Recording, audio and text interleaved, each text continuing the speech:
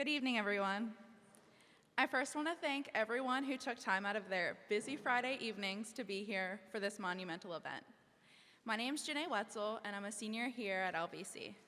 On campus, I'm a pretty involved person this year. I'm a Valley Bluecoat, those people you saw walking around in blazers, a 50-50 peer mentor, a Valley cheerleader, but most importantly, I'm the president of the Black Student Union. I cannot even vocalize how important this event is to not only myself, but to most of the students here on campus. Attending a predominantly white institution definitely has its challenges, which I can personally attest to. But with that being said, it's incredibly important and reassuring to the BIPOC community that we do belong here and there is a place for us on campus. I'm so thankful to have been given the honor to introduce Reverend Dr. Bernice King.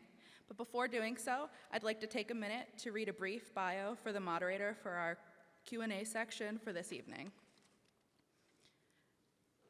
Chad Dion Lassiter is a national expert in the field of American race relations. Mr. Lassiter has worked on race, peace, and poverty-related issues in the United States, Africa, Canada, Haiti, Israel, and Norway.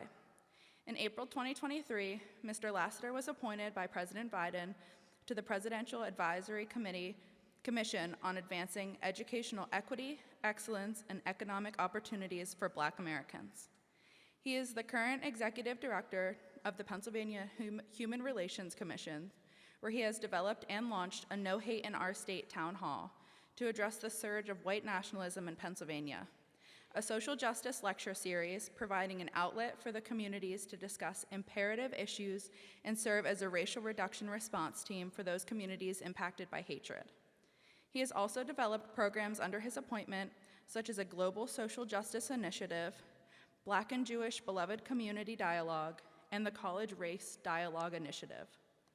Mr. Lassiter received his master's degree from the University of Pennsylvania Graduate School of Social Work, where he was the Philip A. Randolph Award winner in 2001 and was the recipient of the prestigious Dr. Martin Luther King Jr. Community Involvement Award in 2008.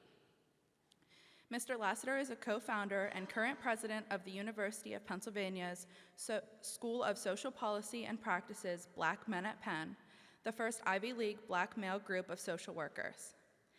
In 2019, he was inducted into the School of Social Policy and Practice Alumni Hall of Fame.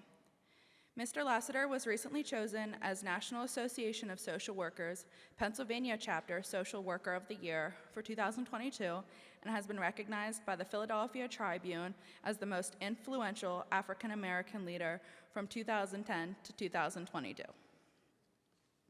Without further ado, Dr. Bernice A. King is a global thought leader, strategist, solutionist, orator, peace advocate, and CEO of the Martin Luther King Jr. Center for Nonviolent Social Change, or the King Center, which was founded by her mother as the official living memorial to the life, work, and legacy of her father.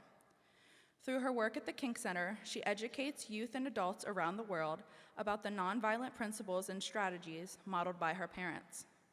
Under her leadership, the center has implemented numerous initiatives reaching over 500,000 people around the world, including the Beloved Community Leadership Academy, Students with King, NV365 Education and Training, the Beloved Community Talks, a courageous conversations platform about the difficult racial and social justice issues impacting our world.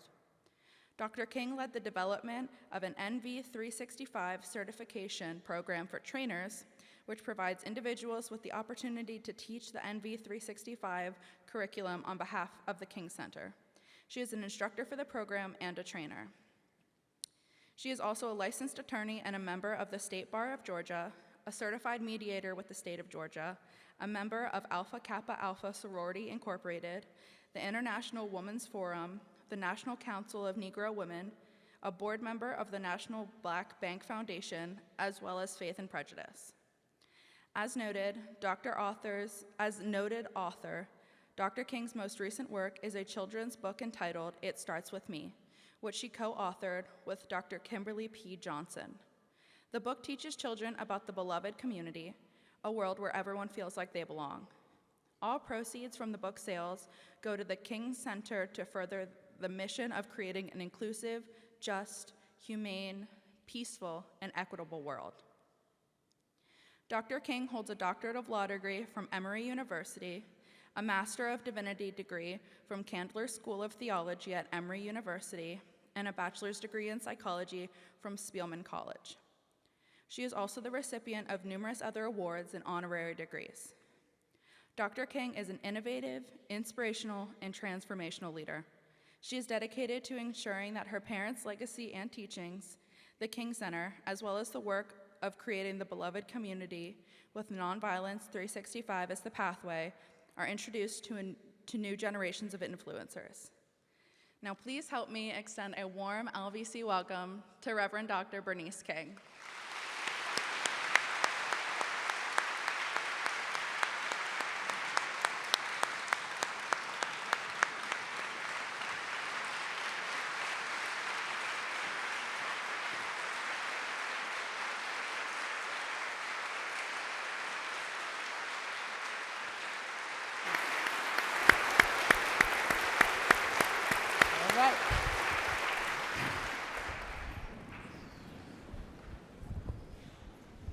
Are we unmuted? Okay, great. It's good to see you. Good to see you. Welcome, everyone. Let's try that again. Welcome, everyone. Thank you. We're going to go ahead and get started. And just for FYI, we do have Q&A questions that were generated from the larger campus community, and so we'll be reading those as well. So, you were quoted as saying that the arc of the moral universe does bend toward justice, but we need a critical mass of global citizens who agree with and bend with the arc. What does that global mass of citizens look like?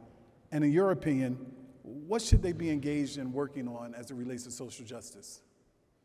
So first let me mention that my father, I don't think he originated the quote, but he certainly popularized it when he said the moral arc of the universe is long, but it bends towards justice. For me, when I speak about a critical mass, I speak about a group of people. I don't want to put a percentage on it, but I do think it's probably in the realm of 20 to 30% of the population who is fervently committed to creating a just world, who understand the process of creating it is a marathon. It's going to take many generations to get there, and who can embrace what my mother said in light of that, which is struggle is a never-ending process, freedom is never really won. You earn it and win it in every generation. And so people who help to bend it, understanding the process of bending, there's a marathon, that there's a reality check, that anytime you're seeking to move a society forward in the areas of justice and equity, there's always going to be a backlash and a resistance. You know, if you want to look at it in this form, because I am a Christian, evil is always going to be present as you're seeking to do good, and you have to be aware of that. The reason you have to be aware is so that it does not overtake you and you don't become like those, you know, who are being evil and unjust.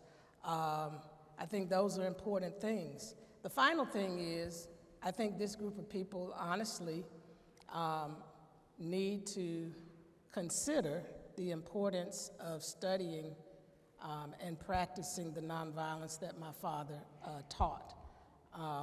He talked about it as the answer to the crucial moral and political issues of our day. Mm-hmm. And it's hard to say what specific issue per se. I remember my mother was asked this question similarly when she was at Stanford University. Somebody said, what is that one issue that we need to be focused on and addressing?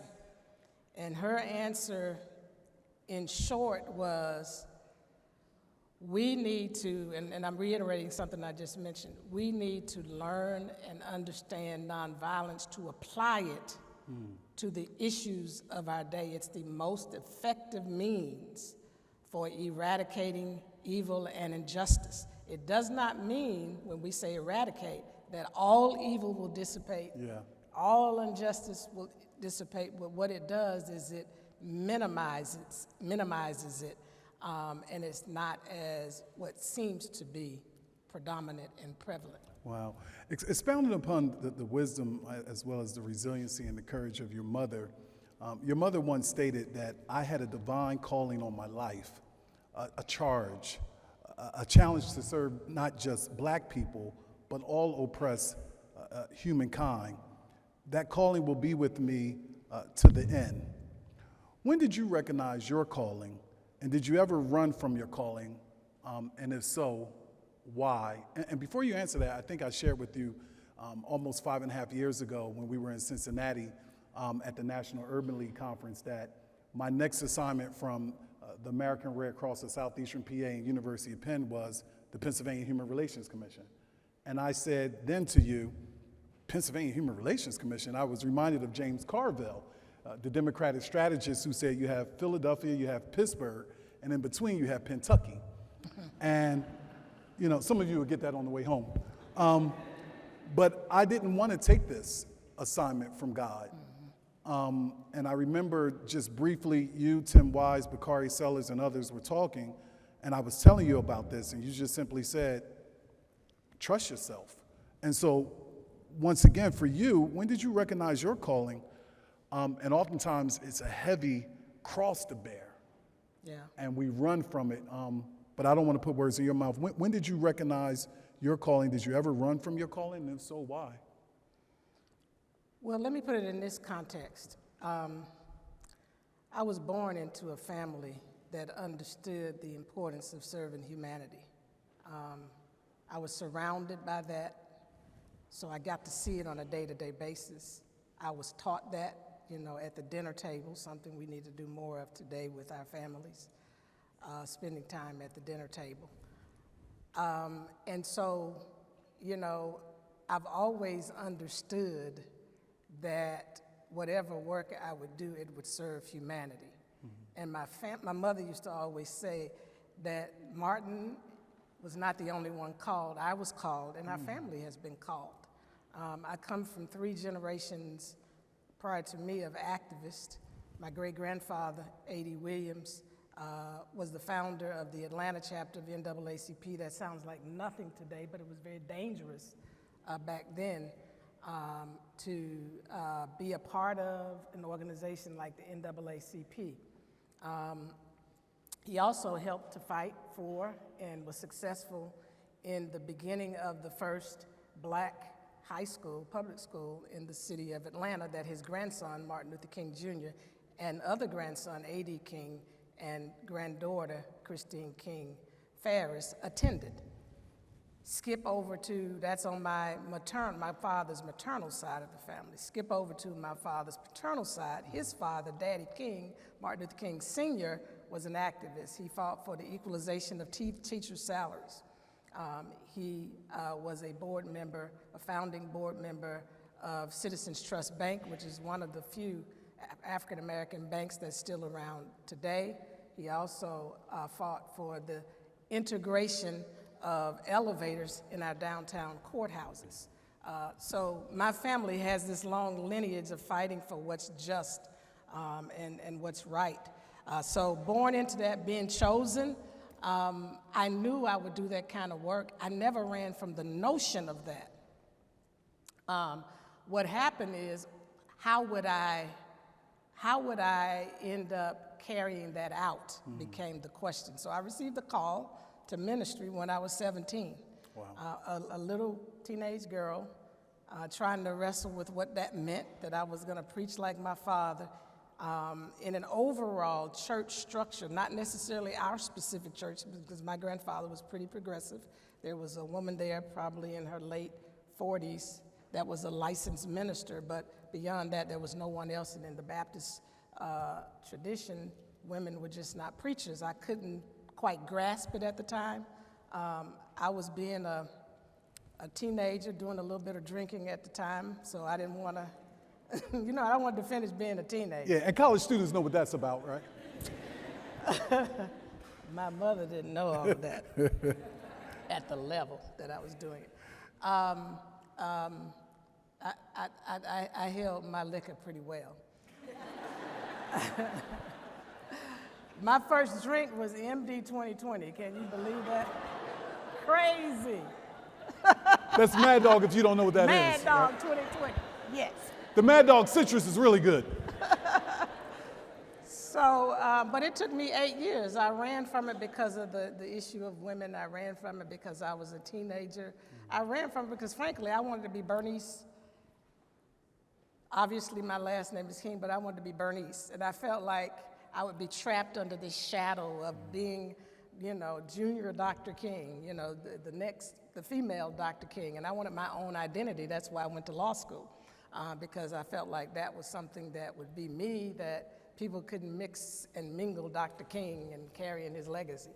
So I ran from that for 8 years. But fast forward, after I gave into all of that and ended up doing my first sermon, I went to theology school, law school, and all of the above, I yielded on that side of the equation. What happens with me outside of my call into ministry and my call to humanity, I'm a reluctant leader, not a person who's reluctant to serve humanity, but a person who's reluctant to step up to the plate and certainly be the top leader. I tell people I serve better in the second post. Wow. And so I run in that way. So when God calls me to do something, I wrestle with it because of that, but I also wrestle with it because I not only carry myself into the calling, but my father does come with it. My mother does come with it. And I recognize that. And I know there's a tremendous amount of responsibility, but also expectation that comes from people in that calling. And so I run from it because it's like, I don't know if I can handle that magnitude of responsibility. I tell the people that work with me so often, once I show up, and if I say anything, and if it resonates with people like my dad, then it just, it's a galvanizing thing. And I'm not sure I want to step out in that unless I have the right infrastructure around me. Because my father had a serious infrastructure that surrounded him in that movement. Wow. And thinking of the work of your father, I'm reminded of the book Strength to Love. Oh, yeah. And the foreword by your mother. At the Pennsylvania Human Relations Commission, the past 2 years, we've begun to implement the Beloved Community Framework that, you come out of that tradition. And I was looking at, some things that you had posted on Twitter where you were talking about a beloved community curriculum, beloved community teachers. In this moment that we find ourselves in, how important is the beloved community? And in addition to that, if you can share with us the work that the King Center has been doing under your leadership to further the beloved community. Yeah, I think it's very important. I mean, it's a vision that no matter what society you live in, no matter how you define yourself, it helps us to create a framework for interconnectedness, interrelatedness, and dealing with those issues in society that seek to undermine our humanity. And so I think the beloved community is important from that perspective because first and foremost, it gives you a frame of reference to understand no matter who people are, they're part of your human family.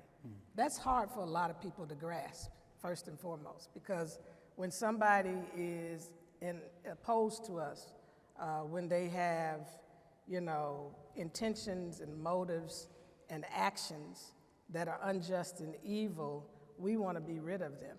And in the beloved community, you can't cancel people. You know, you address the injustice that comes from people, but your goal is to realize we're interconnected and interrelated. And so I have to create an atmosphere and an opportunity for people to be corrected, to grow, to be redeemed, to be educated. And so you keep in mind that the focus, and this is why nonviolence is important to the development of the beloved community, the focus is on the injustice and the evil and not necessarily people, and that's hard for most people. Because how do you separate Bull Connor from what he did to people in the 60s in Birmingham? He was obviously, he hated black people. He felt that black people were inferior. And he used the instruments of power that he had to oppress and destroy black life. And yet Bull Connor is a part of our human family. So Daddy, in his nonviolent posture and behavior, wanted to make sure that I'm going to address the actions and the behavior that come at the hand of Bull Connor, but I'm going to leave room for some transformation to happen with Bull Connor. Wow. You know, so that's important to the beloved community. It's also important to understand that, you know, in this world, unfortunately, you all, we're not going to all think alike. We're not going to all like each other. And there's going to always be conflict. So some people believe that, oh, beloved community is a utopia. It's you not. know, and it's a place where we all just kind of get along. You know, the Rodney King, can we all just get along? And that's not true. There is a posture of love that you operate out of in a beloved community where, again, you don't seek to destroy people, but you seek to destroy the injustice, the evil. There's a posture where you think in the frame of reference of how do I create policy that puts people at the center, not profit and property at the center. And so all of these things go along. There's a posture that this is an inclusive world, and as Daddy said, we have to learn to live together as brothers and sisters, or together we'll perish as fools. And so what we've chosen to do at the King Center is to bring everything under the banner of the beloved community. And this happened probably 7 years ago when I realized, look, people need a vision of something around this world to hold on to. I think that's the reason I Have a Dream has resonated with people all over the world, because what he spoke in that latter part is to the hopes and aspirations of people, regardless of what they're faced with in their countries. It gave them that hope. And so people need that to galvanize around to address those things he spoke about in the beginning of I Have a Dream and in the middle of I Have a Dream, the horrific conditions that blacks were living under, and the fact that we still had not received full citizenship, and obviously equity and so many other things. Check mark insufficient funds. Yeah, the check. Yeah, that return insufficient funds. And so bringing everything under that banner, I think, and ensuring that our language is consistent with that as an institution, our branding is consistent with that, our programming is consistent with that. So that's why you'll find that probably 8 out of 10 of our programs are beloved community, whether it's the Beloved Community Leadership Academy, whether it's the Beloved Community Talks, whether it's what we just had, which is a Beloved Community International Expo, because the vision for us is the beloved community where, and that's our vision, the beloved community where injustice ceases and love prevails. Nonviolence is the heart and soul of our institution, and it's that pathway to getting us to the beloved community. Because we can talk about the beloved community, but we don't have any ground rules for creating it. If we don't have a philosophical framework to operate out of and methodology around it, then I don't think we'll get there effectively. So that's the things that we have been doing at the King Center. And then, you know, as I've been going around the nation, ironically, I didn't know this was going to happen, but because we've done that, I invariably, in every interview I do, this question comes up about the beloved community. We weren't talking a lot about the beloved community, you know, 10 years ago, Yeah. but we're talking about it. So I want to take a little bit of credit.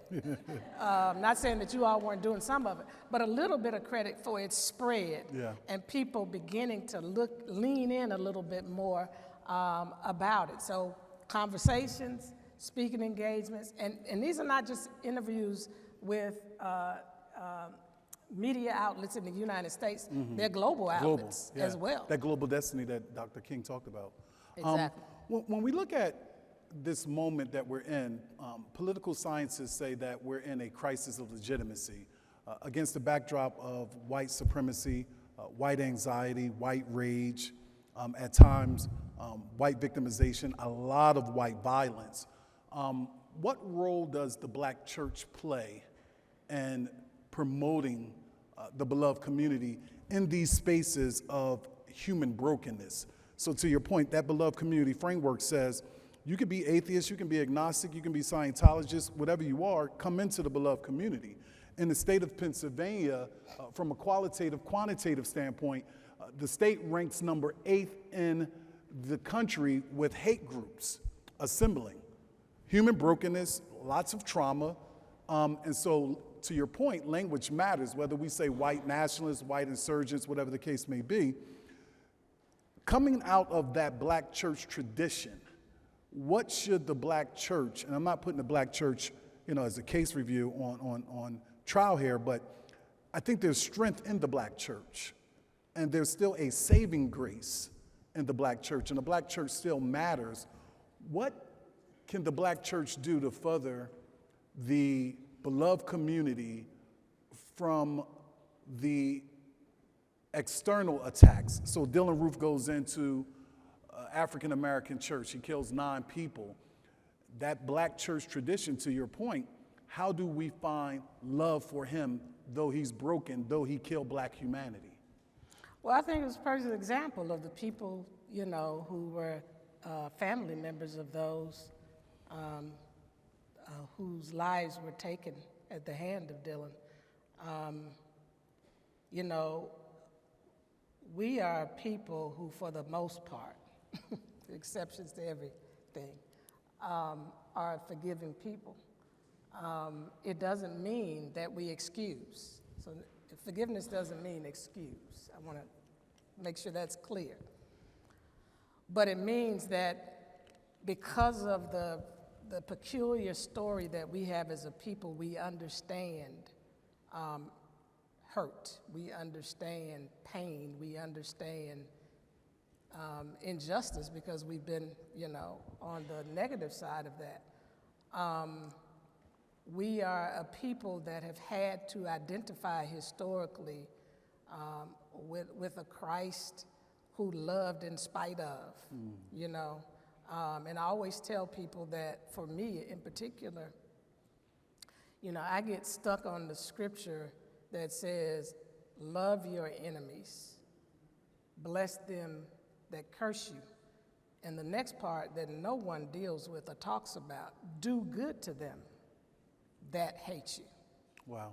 That's hard. Yeah, yeah, no How doubt. do you do good to somebody who is spewing all kind of evil and doing things that are intentionally harmful and destructive to your life?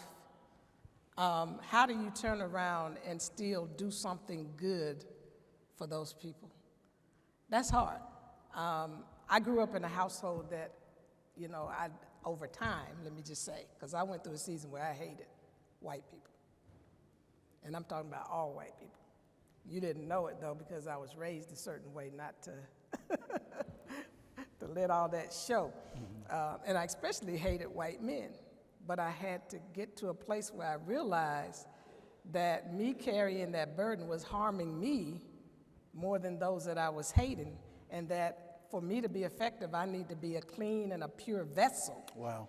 for God's love to flow through people, because we do live in a broken humanity. And I'm not excusing white supremacy and hate groups. Certainly. But what I'm saying is that there is a story behind all of this. There is a narrative behind all of this. And the reason that I'm clear on that now that I wasn't before is that we had a Beloved Community Talks at the King Center, invited in former members of the Skinhead and former members of the Klan. One of the Klan members actually apologized to me. He was at the top. He was what do they call him? The Grand Dragon? Grand Dragon out of Mississippi, and talked about the things that he said regarding my father and felt about my father.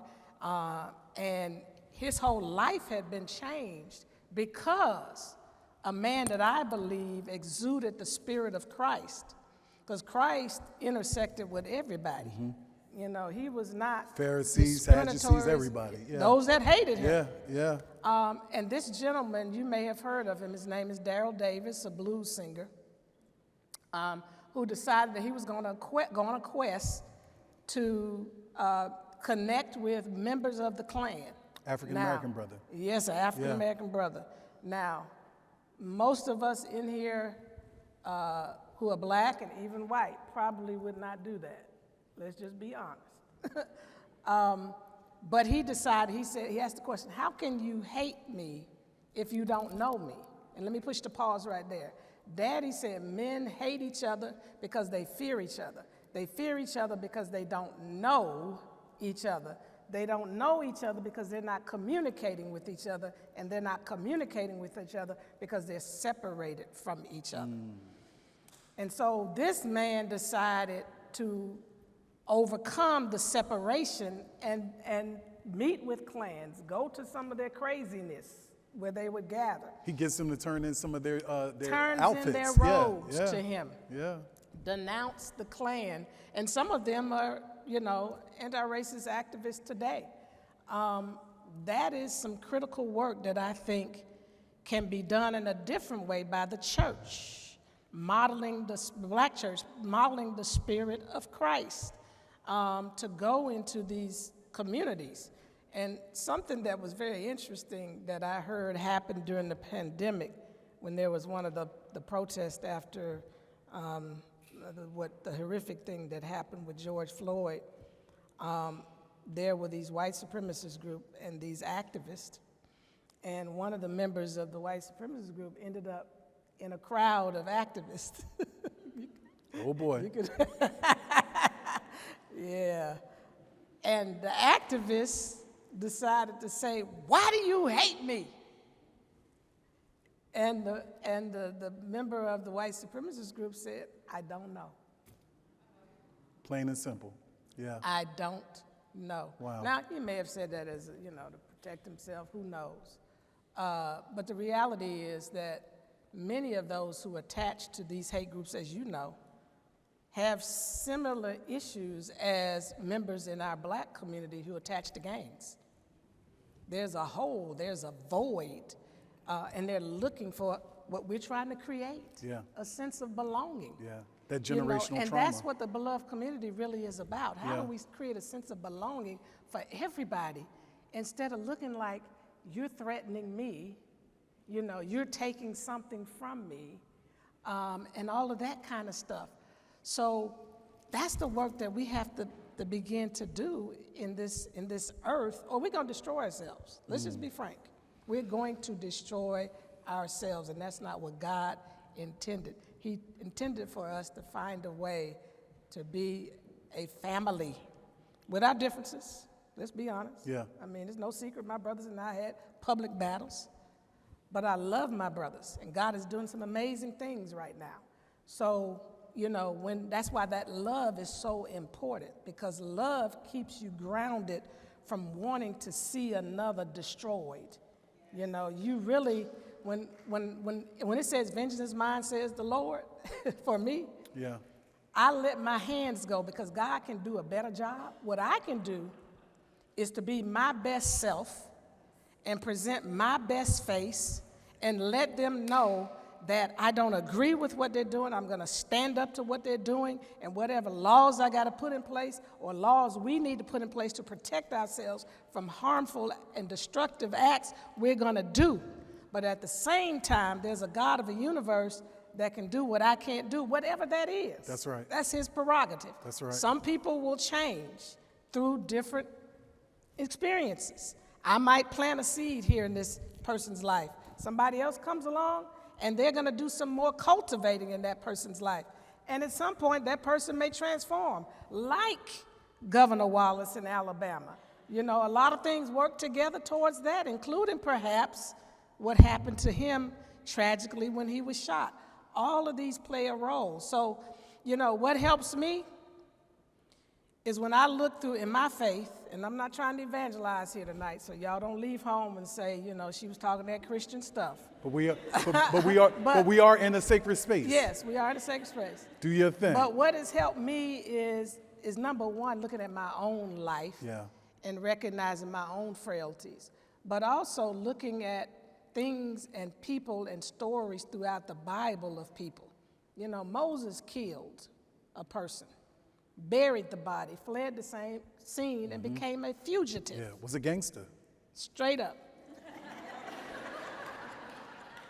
Now, we don't have the story of what happened to him to transform, but God nonetheless chose him later. That's right. To go back into that same culture, his country, to redeem and liberate his people.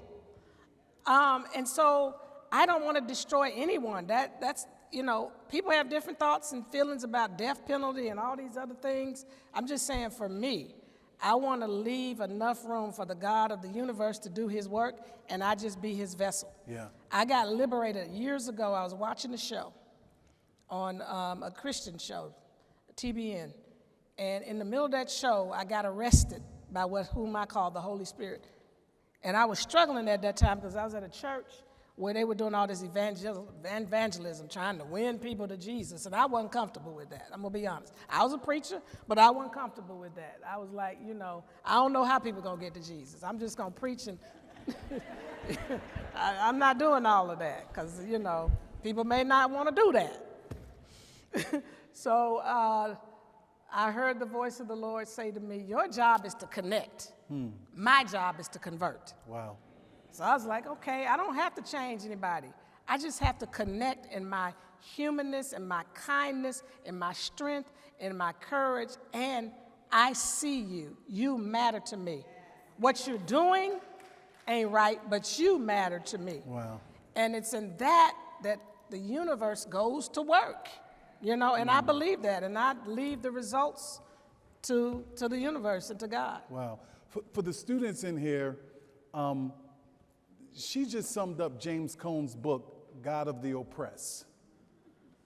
Get that book. She just summed up Cone's work, The Cross and the Lynching Tree. That's what you just really did. So for those of you who are inquisitive, I would recommend that you look at those books, because those books really speak volumes as it relates to truth, faith, and reconciliation. Which leads me to this next question, which for me, I struggled when I was formulating this question.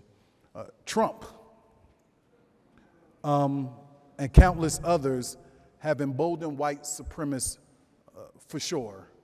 How can those of us who are concerned with where our democracy is headed, how can we speak back to this by using tools of policy, law, advocacy, but also scripture in this moment that we find ourselves in? Well, I mean, without repeating what I just said, I think the first thing is, I think we give too much attention to Trump. Let me just say that. I think since he was elected,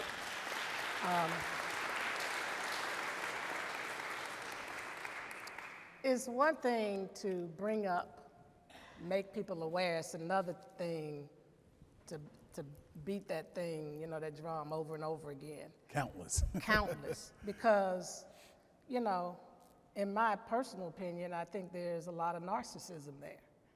And that just feeds it. you know? So all we're doing is feeding that. So we have to stop feeding that. The second thing is, instead of focusing on him, going back to those that support Trump. You know, when Daddy went to Montgomery, it wasn't the Ku Klux Klan members, you know. He said it was the moderate right Christians that he was concerned about, who were inactive and were silent and not engaged.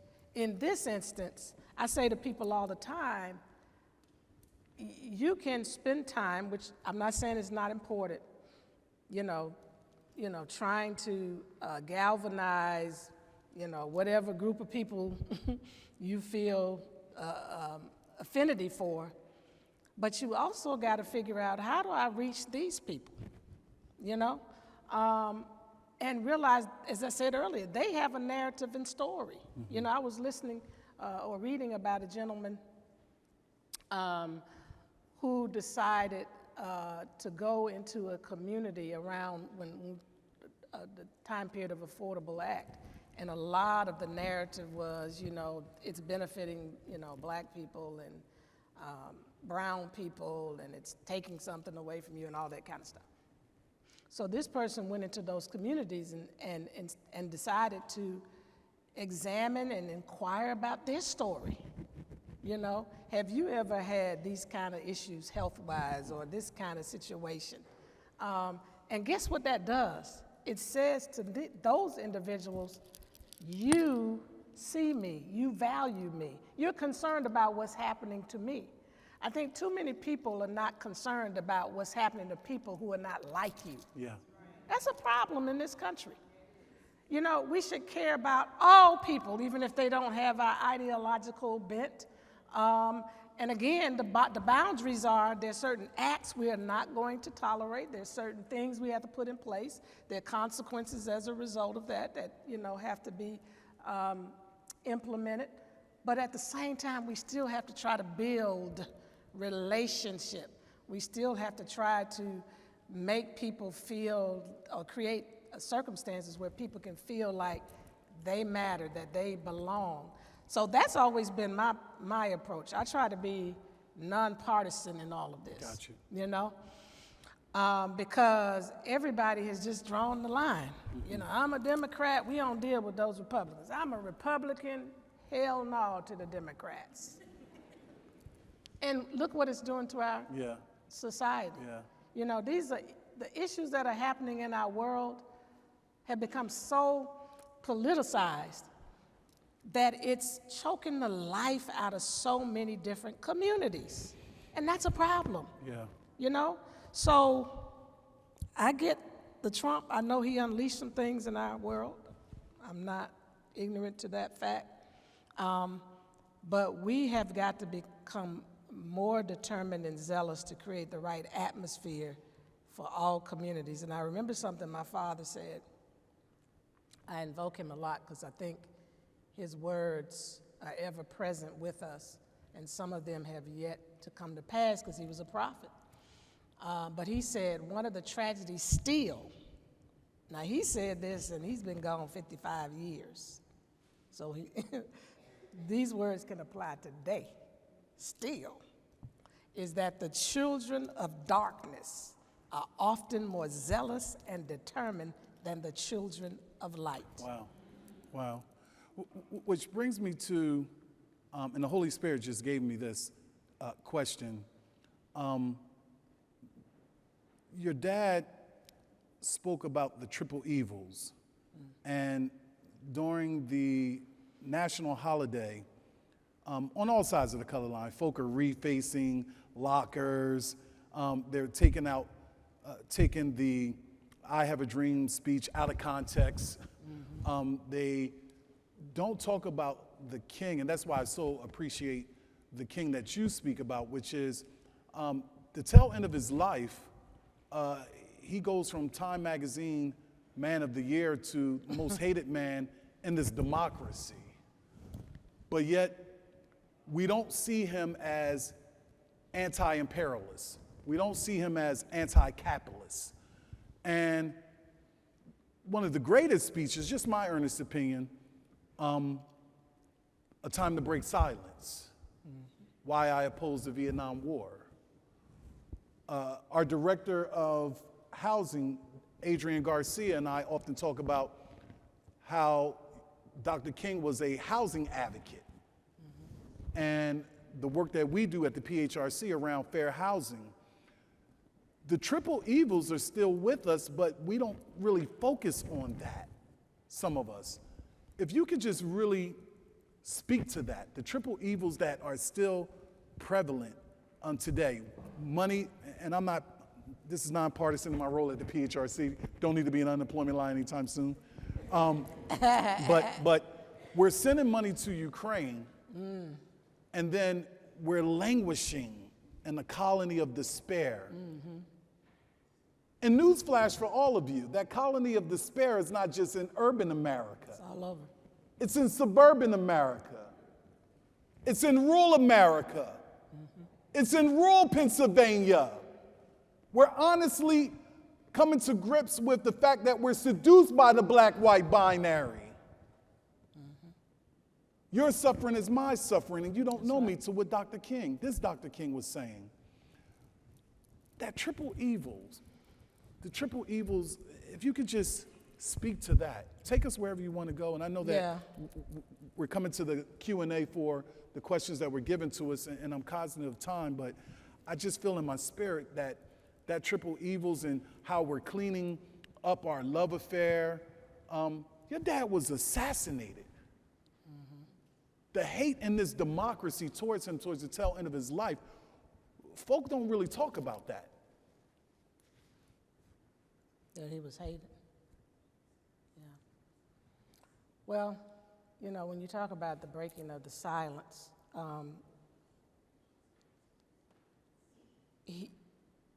he was agonizing a lot about what was happening in Vietnam and how the resources that we were sending to Vietnam were undermining the efforts to address the issues of poverty here in this nation and the war on poverty that President Johnson had declared. It's like the rhetoric was wonderful, but where's the backing? And got distracted by militarism. And, you know, frankly, when Daddy talked about those triple evils, if you look at the poverty, racism, and militarism, you know, at the core of most evil, as we know, is the love of money. You can trace everything in this world to that. I mean, you think about how this country was founded. It was propped up on economics and exploiting the bodies and the lives of black people. You know, when you look at, you know, a lot of the wars, there's a lot of money in militarism. You know, people are making money off of the machinery of militarism. And so one of the things that you know, he pointed out is that we have to have a revolution of values in this country where we put people at the center, you know. He said, in fact, that we must rapidly begin to shift from a thing-oriented society to a person-centered society. And he was concerned that we had allowed ourselves to get so caught up in our, you know, our military might, our scientific and our technological progress, that we were failing to pay attention to what is important from a moral and a spiritual and an ethical standpoint, you know. And so while we were advancing ourselves on these fronts, you know, we were allowing property rights, we were allowing profit to become front and center, and lost a commitment to the human being. So he said it's difficult to conquer those triple evils. You know, he said when profits, when computers, when property rights, and when profit become more important than people, then it's difficult to conquer these triple evils of poverty, racism, and militarism. So there's a call now to a higher consciousness of elevating humankind to front and center, and not all of this other stuff, the things, the materialism, the profit. And so it's still an issue today because there's not a voice, I guess, or consistent voices, or a chorus, more so, of voices who are saying that and saying it, on the proper platforms throughout the world. So some kind of way we've got to figure out how to bring all of these voices together so that resounding message can be heard by the masses of people so they can be galvanized around it. So yeah, it's a major problem, and a big problem that we're sleeping on related to that is AI. If you're not concerned about AI, then I'm concerned about you.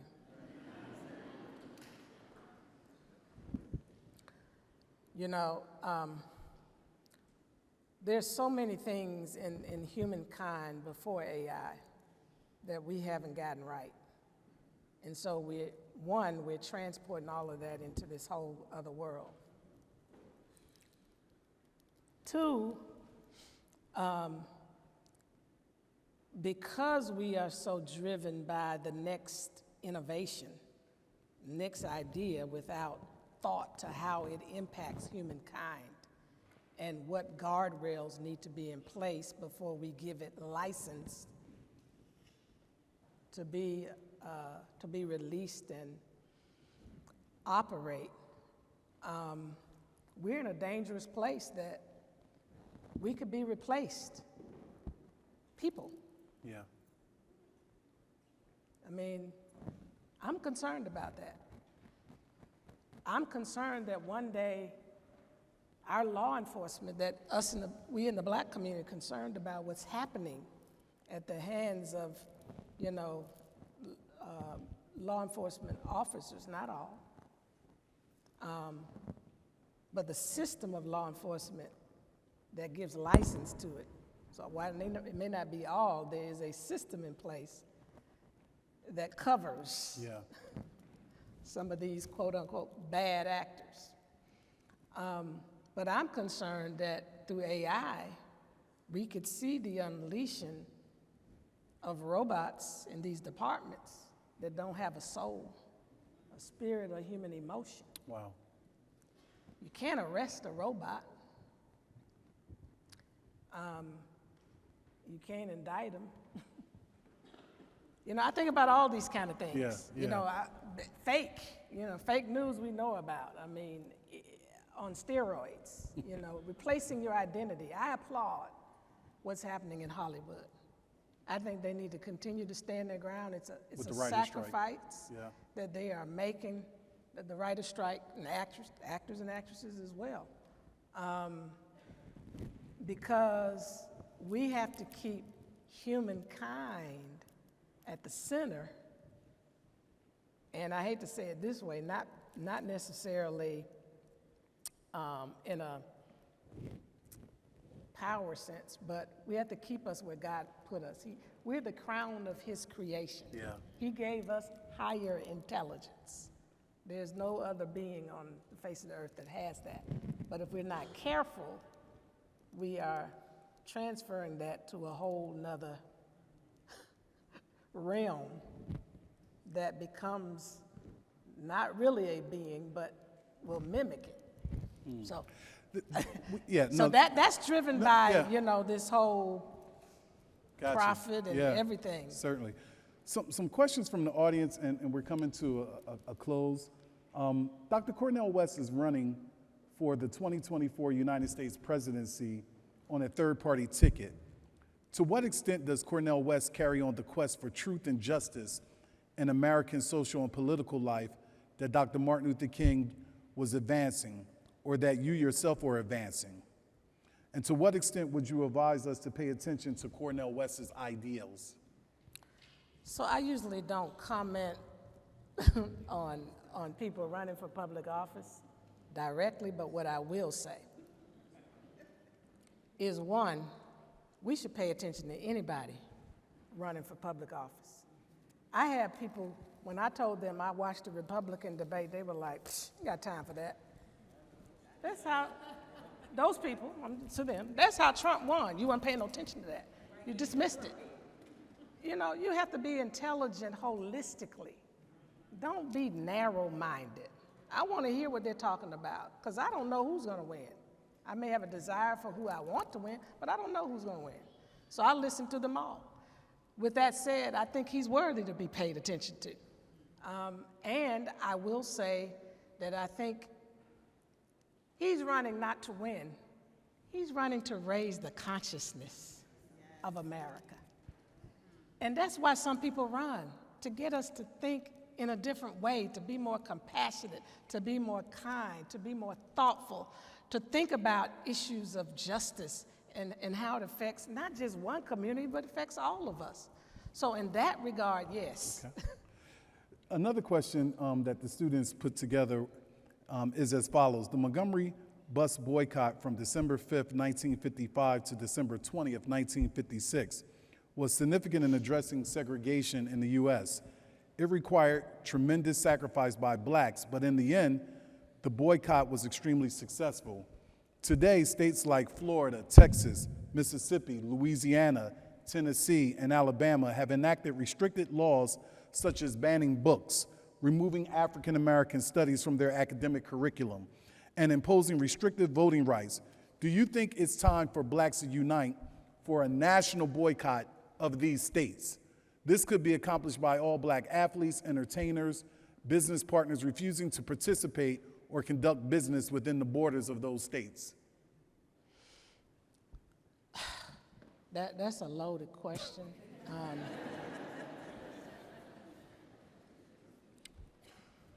First, let me say this. I'm still trying to figure out what to do. What's going to be the effective way to address this issue? Maybe you have the answer as the expert. I don't. But I know when it first started, there's some things there's a season that we're in as a country. And it's a season that many people were in the 50s and 60s.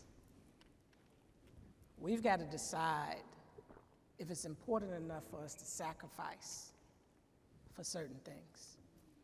We don't want to sacrifice anymore. We play around with, sacrificing, but then we pull back because we think about the price you have to pay. My father and them paid a heavy price. They lost jobs. Some of them left school. And I'm not telling you all to exit this university. But I'm saying we're at a place now that there has to be a collective sacrifice. There was a group here in your state, I believe, of students, I can't remember, you probably know about it, that they banded together. When they were trying to ban books, they organized and they strategized. And, they were able to challenge that so that it did not happen. Down in York, PA. Yes, in York, PA. That was a wonderful example. It's not happening everywhere. I told people that if people would just be willing, I know children have to go to school. I know they have to be educated. So did the ones in the 50s and 60s. Those children were just as important as our children. But they were willing to sacrifice. For instance, when March for Our Lives happened, I kept saying, God, I wish I could get somebody to hear me. If those young people had stayed out of school until a ban on assault weapons happened, it would have happened. Yeah. Because it would have crippled this nation. Parents would have had to figure out what to do because their children ain't going to school. And they're saying, no, we're not going back. We're out. Come try to lock all of us up. It was enough for them that it was going to be impossible to lock them in every jail, or if you want to create a warehouse, one of the old abandoned Walmarts, whatever. It was just too many of them. Yeah. But it's that kind of sacrifice that we have to be willing to do. When I met with one of the leaders of one of the education unions, I said, it's time to talk about there's a such thing as just laws and unjust laws that my father talked about. Just laws are those laws that honor humanity and are consistent with the moral law. An unjust law dishonors humanity. And we have to ask, are some of these laws unjust or unjust? Some would argue they are just because of some of the things that they may feel like they're trying to protect or whatever. Others might say, no, this is unjust because it's taken away from the ability to create a society that holistically can honor what it means to live in an inclusive society. So you have to decide, what are you willing to stand up for? And how are you willing to organize across, coalitions to address these issues? But honestly, I don't think a boycott helps in this instance. DeSantis don't care about look at what's going on with Disney and DeSantis. A boycott is not going to affect a DeSantis. Yeah. Let's just be honest. He doesn't respond to it. It might affect a Kemp in Georgia because of the way Kemp thinks. So I think part of nonviolence, it helps you to understand how to strategize and think about what is the best means of addressing an issue, because boycotts didn't work in every instance in the movement. They boycotted the buses, that worked. But they had a boycott attached in Birmingham, but they had to do mass demonstrations and jailings. We know what happened in Selma. So we got family members in these states. Yeah. They got jobs. They're not getting ready to leave those states en masse. Yeah. So we have to decide, when is a boycott effective? There was a boycott in 1985, after 1986. In Arizona around the King holiday, because at one point they had it and then they pulled it back, and the NFL decided to withdraw the Super Bowl. That year, yeah. And it was effective. So you got to think about, is this going to be effective? Can you do it with just quote unquote black people? Or do you have to create a broad coalition? And again, you have to think about, what do you do if you start affecting other people? When they boycotted the buses, they had to create alternative transportation for people. So there's so many issues that go into making these kind of decisions. As we conclude, I wanted to move us from the heavy to The light. A space of fun facts, right? Oh, Lord. And so I put together 9 fun facts. Your favorite color? I have it on. Okay. All right. And we know in the church tradition, purple is royal. Yes, royal. Purple's royal. I like all royal colors. Favorite song? I can't answer that because I was a DJ at one point. So when you're mixing and stuff, you love all kind of No problem. songs. Favorite singer? Can I just say, favorite is hard for me, period, but golly, just one? Give me 2. Favorite singer, only because I believe their voice is and was an instrument. Patti LaBelle and Luther Vandross. Okay. All right. Being from North Philadelphia, Teddy Pendergrass. I feel you. Teddy Pendergrass. And there's probably lots of favorite with this one. And you're absolutely right. Sometimes it's hard to pare it down. But favorite book of the Bible? Now that one is hard for me. That one's hard. Okay. Yeah. All right. Favorite movie? Y'all gonna laugh at me because I'm trying to remember which one it is, but it's The Rise of the Planet of the Apes.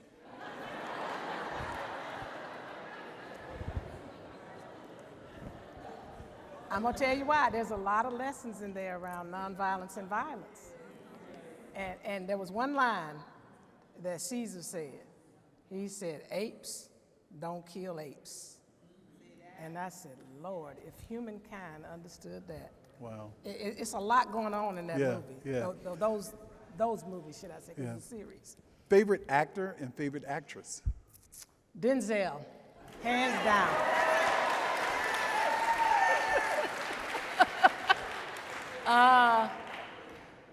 And this one is a tie. I would say, what? Say it again. She said Denzel's amazing. No, I was dealing with the woman. She said, no.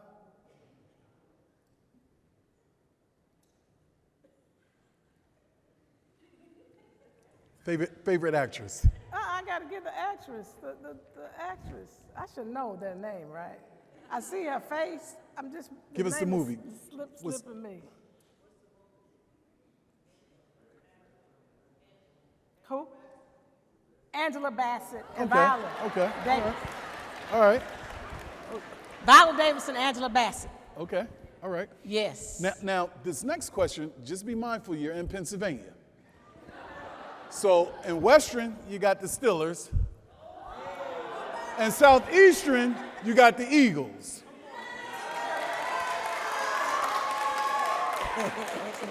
I also grew up in Los Angeles, so I like the San Francisco 49ers. We got more Super Bowls than the Eagles. But the Eagles got Jalen Hurts. That's true. All right. So That's who I was rooting for in the Super Bowl last year. I was too. Favorite sports team of all time, and it could be any sports. Favorite sports team of all time. Look, I played every sports you can name, so I don't have a team. I know Atlanta. Atlanta's probably like, Bernice, how you gonna let us down like that? Okay. But I try to be a Falcons fan. It's hard. Okay. I'm waiting for them to come up. All right. Historical figure you most admire and why? So as to be fair, because when you're Martin Luther King, Curtis Scott King's child, that's hard.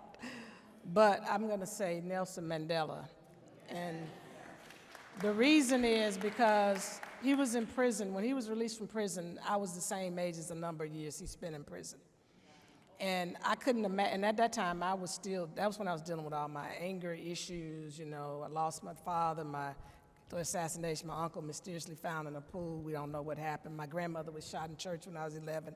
I had a lot going on. And so to look at a man who's been in prison all that long and thinking he's got to be angry and pissed off, you know. And I remember when he came to Atlanta, we got a chance to meet him as a family. And I told my mother I wanted to go to his inauguration. I was on one mission. I wanted to see if the anger would show up. And for that man to stand there and speak with such power yet gentleness and such a heart of forgiveness was part of the beginning of my journey of dealing with my issues of anger, sometimes on the borderline of rage and bitterness, was so powerful. So I admire Nelson Mandela. He's the only, there were only 4 people I've ever wanted to meet. Nelson Mandela, the Pope. I met the Pope and had a personal audience with him back in 2018. And actually, in the middle of the private meeting, I said to him, he asked, what can I do for you? I asked him, what can I do for him? He said, will you pray? He said, pray for me. And I said, I know this is not allowed, but can I pray for you now? Yeah. And I prayed for the Pope. That's probably why he's still holding on, y'all. My prayers work. Yeah. So the last question, there's multiple words, and it's really unfair to have you focus on one word, but one word to describe your mother. One word to describe my mother. Whew, you're right. God,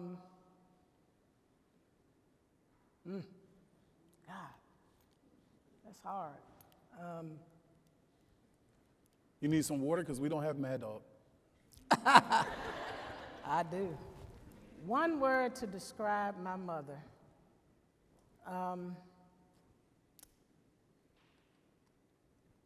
Jesus. Y'all, we gotta go.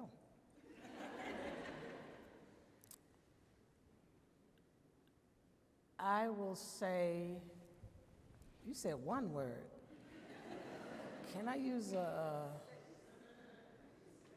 phrase?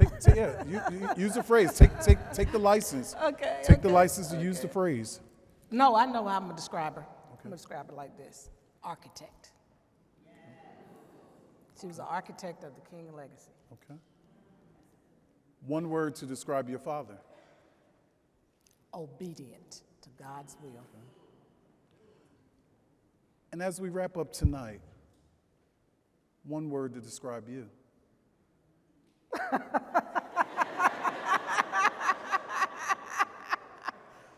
Woo! Lord have mercy.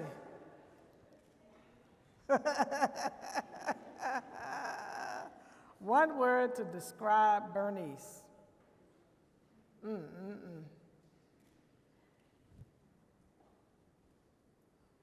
Complex.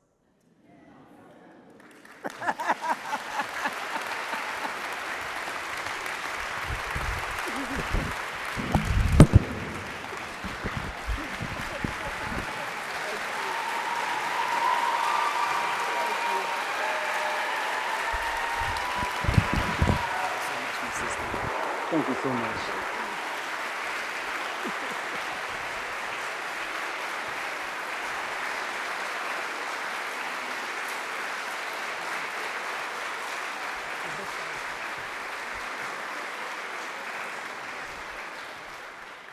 Please remain standing. This is how we're going to end. And I need Bernice to come over for this. In the black church, there's something, and in other traditions, there's something called call and response. So I'm going to say infinite hope, and then you all are going to say infinite hope. And then I'm going to say infinite hope, and then you all are going to say infinite hope. And then I'm going to say infinite hope, but on the third one, you all are going to say infinite, and you're going to hold on to hope however long you can. So once again, I'm going to say infinite hope, and you guys are going to say infinite hope. I'm going to say infinite hope, and you guys are going to say infinite hope. And then on the third one, I'm going to say infinite hope, and you guys are going to say infinite hope, and let's see how long you can hold on to it. Okay? Did you mention the book signing? I'm going to mention that too. Infinite hope! Infinite hope! Infinite hope! Infinite hope! Infinite hope.